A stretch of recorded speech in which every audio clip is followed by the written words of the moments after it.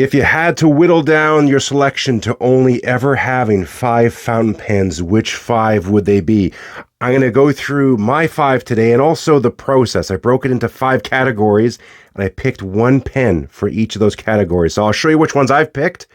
And it's also something you can play along with as well. Which would you fill in all 5 of those categories? Love to hear from you in the comments. Let's go through this. With the first category of pen, I think we got to be practical, and that would be a nice everyday carry. Now, for me, this was a fairly easy choice. You see this one here. That's the Lamy 2000. Now, I've already done a 2-part mega in-depth review, so if you want to see me go off on this pen, feel free to check out those videos. But there's just a lot of great things about the pen. It's got a great clip. The styling, at least for me, I find is really great. It has probably the best slip cap. That thing is so good. You can't overcap it. You can push as hard as you want, but it comes out just perfect. Just there's so much thought that goes into this. I just appreciate it every single time. But then just above that, it works phenomenally. This pen, it never dries out for a slip cap. The only time this pen hasn't written is because I was out of ink. And that's because maybe I didn't pay attention to the ink window. So it's got an ink window in there as well. Piston filler, which is all cool, how that piston appears out of nowhere.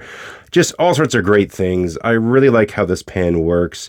It's super reliable, very portable. I can do a quick note without the pen posted, but if I want to go longer, I just post the pen and no problem. And just every component of this pen works wonderfully. Now, I've just recently reground this pen because I got it with an extra fine nib and I was not happy with the extra fine. It was not the extra fine I wanted.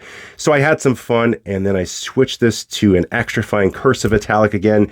You can see the video of me doing that. You can see very, very small fine point nib there. Let's get you in close. There we go. So you can see it's the tiniest of stubs probably that are out there, but this has drastically changed how the pen performs for me. And now I have this pen with me all the time, and it's the everyday carry, everyday writer that I love and was always wanting. Another great thing about this pen for an everyday carry, you want it to be easy to clean and service as well. As you can see, it's full of ink, so I'm not going to fully disassemble the pen. But yeah, you just unscrew this. Now you do have to be aware, keep this little tab when it pops out, like you don't have it go down the drain. So you got to pay attention to what you're doing. But it comes apart very easy. As far as maintenance, you can just get a little Q-tip or toothpick in there with some silicone grease to grease up that piston. And if you really need to, you can disassemble the piston. You can see my video how to do that. I wouldn't recommend doing that very often. You really don't need to. The only times I've done this is to show how to do it on a video if you need to. But other than that, I don't undo that piston. But you can if you really need to, and you don't even need any tools. So there's just so many great things going for it. Let's give you a little writing sample and then move on to the next category and the next pen.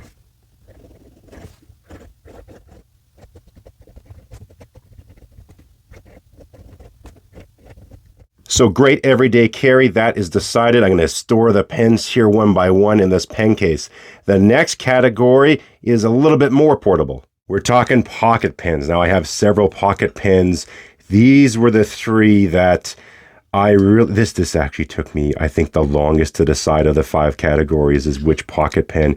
It's so tough. This Schoen design in the Ultim, this thing is like the most sealed pen I have. You can eyedropper it and use a cartridge as well.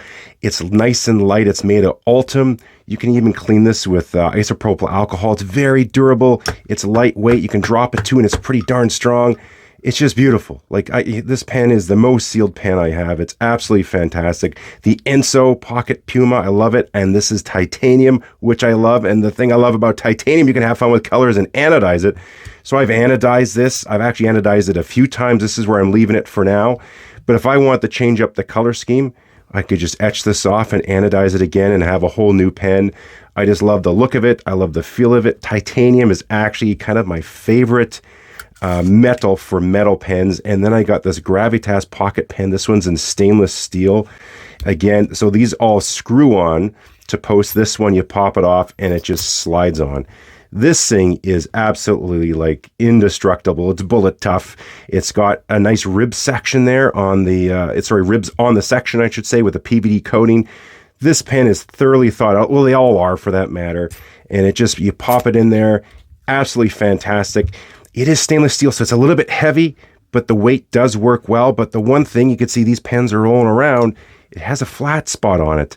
So you can just put it there, and same thing when you post it. Let's pop it off there, put that on. Now it can stay on your desk. These ones will roll away. Now, I think that was the thing that sort of put it over the edge to make me decide. But don't ask me again tomorrow, because I might pick one of these pens. If I had the Gravitas Pocket in titanium, I think it would make the decision even easier. I'd pick that right out of the gate. But this was so close. And there's also one little final thing I got to show you to make you see why I chose this pen. Now, this is this little feature that I discovered on this pen. When I mentioned it to Ben Walsh, he goes, "You're the only person who's ever noticed it." Finally, someone picked up on that. So check this out. You take the pocket pen, put it on its back, and just give it a little spin. Now watch what happens. See that? It lands on its flat. You can spin this a million times, and it's just going to go, and the last second it'll flip over and land on its flat. That's such a cool little feature. That's the extra brownie point that put it over the edge.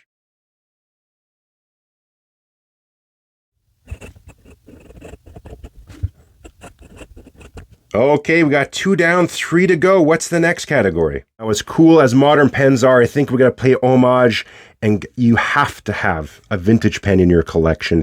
And also, to feel the full experience, the plethora of things that fountain pens have to offer, you got to have a flex pen. So I have some flex pens, I have some vintage pens, and for me, the Pelikan 140 is just the absolute perfect blend. I have a much more expensive flex pen than this that's more rare, more expensive, more, I guess, prestigious. But there is just something about this little Pelikan 140. I typically don't like small pens, but I don't know what it is with this little 140.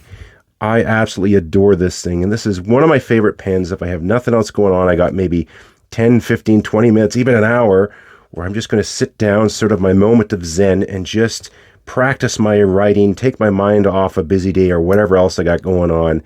This seems to be the pen I go for. I have ones that flex more than this. I still go for this pen. So it's, also from a price point, it's pretty affordable. You can get some good deals on this pen. It's got a nice ink capacity. This actually has more ink capacity than my Pelikan Modern M800 series, which is kind of crazy when you consider just how much bigger this Pelikan 800 series is versus this vintage 140. This one still holds a touch more. I don't know how they did it, but it's pretty damn awesome. And it's mega reliable. It's got a nice little ebonite feed on there as well. It's always wet, ready to go, never hard starts. I find you can see through the barrel a little bit better on these vintage ones than the modern ones. So checking your ink capacity, a fast start, it's got one turn. I think it's 3/4 turn, maybe even 5/8 to pop it off. And just a beautiful little slip cap gets on there. It's just got everything you want. Ultra portable, super cute. And let's just show you the flex. It's really good.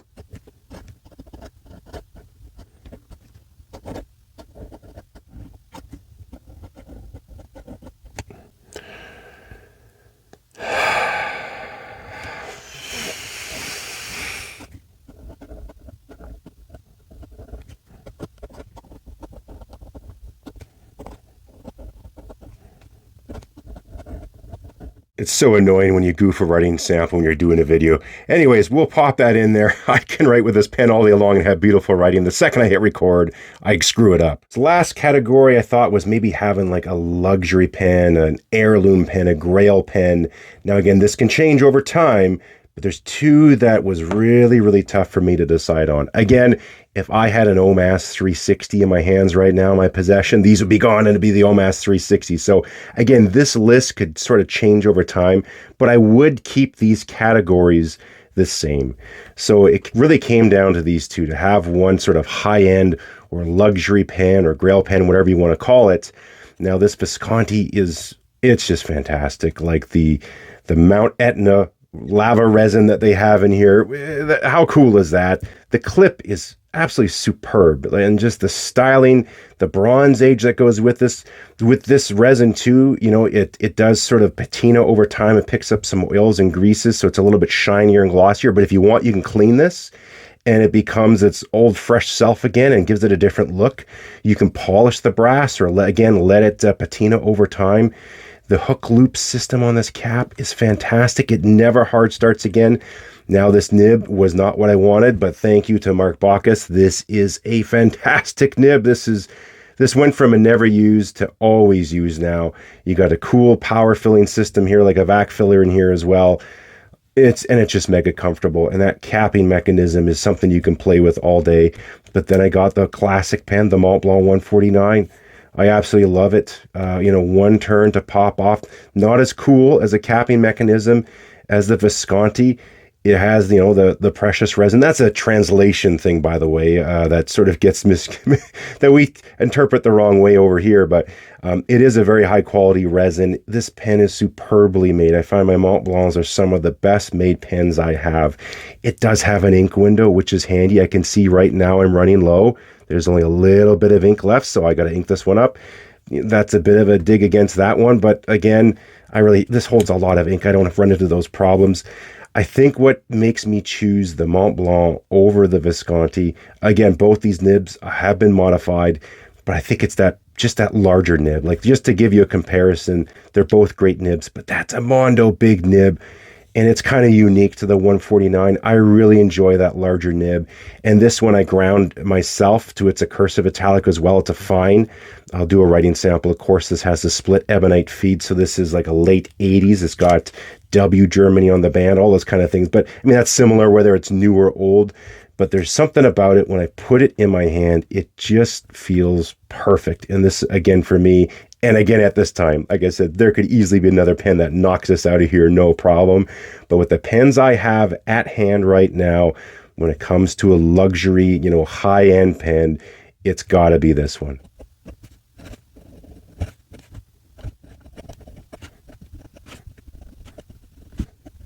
That was a tough one for me to decide, but just as I did the writing sample, I went, yep, I made the right choice. So we got everyday carry, pocket pen, a vintage, and flex. If you can put it together, that's sort of a bonus, but you could separate if you need to. Next category I had was luxury pens. The fifth one I'm going to have is a travel pen. Now, when it comes to travel pens, you might start thinking about ones that seal really well. We got a Pilot Custom 823. It's got that shutoff valve. That's fantastic. Maybe something more affordable, like a TWSBI vac or something like that. Got some O-rings on here too. Shutoff valve. You can see how much ink you have when you're traveling. This is a great little pen. Not my personal favorite. It's not the most comfortable for me, but it serves its purpose. We got this back to the Shone design. Whether it's in this one or a larger size, this is the sealing king. You think that would be my sort of requirement when it comes to traveling, but actually it's a little bit weird. The thing I think about is just super usability, and this isn't even the Pilot. This is the Mahjong A1. Let me tell you why I chose this as my favorite travel pen. So when I think about traveling with a fountain pen, I'm not going to have the perfect setup. Maybe it's in a hotel, or I'm on a plane, or even worse, you're at a business conference or something like that, where you're sitting in tiny little seats. There's not even a desk you got kind of right on your lap, or you're in a stadium for some huge convention or whatever. This would be the pen I take along. I don't have to worry about taking off a cap. I can just do this, jot down the note that speaker said something really motivational or interesting or really important, so I can jot that down really quick. I don't have to pop off caps or whatever. This is the deal. And also, it's mega affordable. I could go online and buy one of these right now for $35 Canadian with free shipping. Somewhere, maybe it's 38, somewhere in that range, $30 American. I mean, it performs extremely well. I know this is a copy of the original, the Pilot capless or vanishing point, whatever you want to call it, the Decimo, which is a little bit smaller. They came up with the design. The reason I chose this over this one is just costs. If I lose this on my trip, I forget it in the seat back on the airplane or the hotel, or it falls out of my bag, whatever. If I lost this, I would really be upset. I would really, it's a really fantastic pen. It is built better and all that good stuff. But I probably wouldn't want to take it with me just in case, or someone steals it, whatever it is. Yes, it would suck if I lost this pen. It's this $35, but that's a lot less than this pen. I wouldn't feel so terrible. I would probably order one right away while I'm sitting there angry, and just go on Aliexpress or wherever you're getting it from, hit the button, order now, and the pen would arrive, and I'd be happy again, and I wouldn't, think about that pen I lost and be kicking myself. and it just performs. You got, your cartridge or your converter that you want to use. Yes, it shoots out a little bit of ink. I did a full breakdown of this, so I don't need to redo this, but there's a few little features. This isn't as good as the original, but they did an amazing job for such the price they came out with. So for me, this would be the absolute perfect little travel pen. You want to travel with it nib up. There are better pens to deal with the changing in air pressure on airplanes, but if you just have it nib up while you're ascending and descending, you really shouldn't have any ink leaking issues whatsoever. So this might be a little bit controversial. I'm, sort of here promoting. This is just my own personal choice, but some people don't like the idea of buying pens that, are copies of others. I get it, but darn it, this is such a good pen.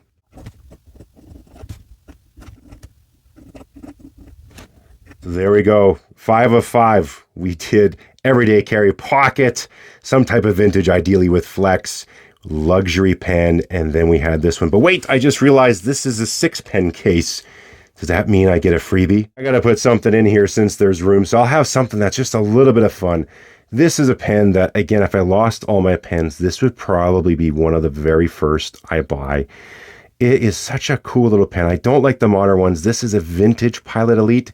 It turns from that small pen to a big pen, and there's just something about this pen. I just look at it sometimes because I think the styling of this vintage one just absolutely murders what the new ones do. The characters here, the font that they use for the Elite, just look at that. It looks really cool. The styling, they don't do this type of detail anymore on these pens. I really wish they went retro again on these Pilot Elites or maybe some of the other Pilot pens, because at least for me, this looks absolutely fantastic. You got the gold nib. I think it looks better on these vintage ones than on the modern ones, and it's just such a unique little pen. This really catches my eye. So just for fun, I have way more expensive pens. Maybe you would think are much better than this too. I guess so. But spur of the moment here, this is one that I would buy again in a heartbeat. And since I have room, let's put that in position number 6. Those were my top 5 pens for building sort of the perfect 5-pen collection. Had a little fun because I had an extra pen there. But, the pens could change, but I think the categories would remain the same. And again, like I said, OMOS 360 would kick that out. Maybe I find something better, something better here, whatever it is.